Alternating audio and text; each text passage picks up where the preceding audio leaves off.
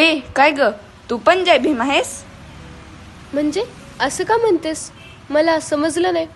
अगं तू नाही का मगाशी बाबासाहेबांच्या पुतळ्याच्या पाया पडलीस म्हणून विचारलं. तू काय जय भीम आहेस? हा मग काय झालं? आणि असं कोणी सांगितलं की बाबासाहेब फक्त दलितांचेच आहेत?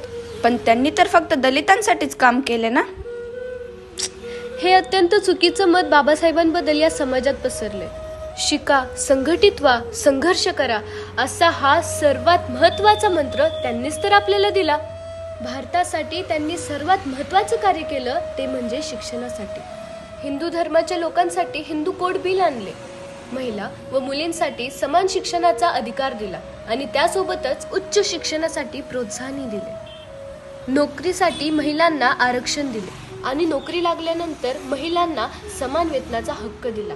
त्यासोबतच नोकरीमध्ये भर पगारी प्रसूतीसाठी सुट्टी दिली. तसंच तुला माहितीये, आधीच्या काळात कामगारांना नोकरी ही 12 तासांची असायची, पण आता ती 8 तासांवरती आली आहे. आणि एवढंच नाही तर PF पेन्शन चालू केली, वेतन आयोग लागू केला आणि त्यासोबतच आठवडी सुट्टी ही सक्तीची केली.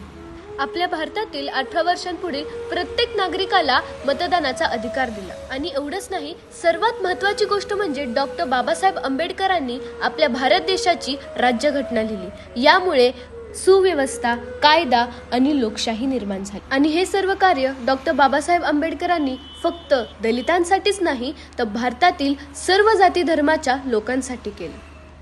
एवढं सगळं केलं बाबासाहेबांनी, एवढे हुशार होते ते, पण हे कसं शक्य आहे? अगं हे सर्व काही शक्य झालं ते म्हणजे त्यांनी घेतलेल्या शिक्षणामुळे. BA, MA, PhD, DSc, LLD, DLLT आणि बॅरिस्टर ॲट लॉ अशा अजून त्यांनी सोबत 32 डिग्रीज मिळवल्या. आणि ह्या सर्व शिक्षणाचा उपयोग त्यांनी स्वतःसाठी नाही ग, पण आपल्या या भारतातील प्रत्येक नागरिक सुधारवण्यासाठी केला. आणि यामुळेच डॉक्टर बाबासाहेब आंबेडकर फक्त एका समाजाचेच नाहीत तर आपल्या सर्वांचे आहेत. म्हणून मी त्यांना नेहमी वंदन करते. चुकलं माझं, चल. कुठं? मला सुद्धा बाबासाहेबांसारख्या महान मानवाला वंदन करायचे आहे आणि त्यांचे विचार आत्मसात करायचे आहेत. चल.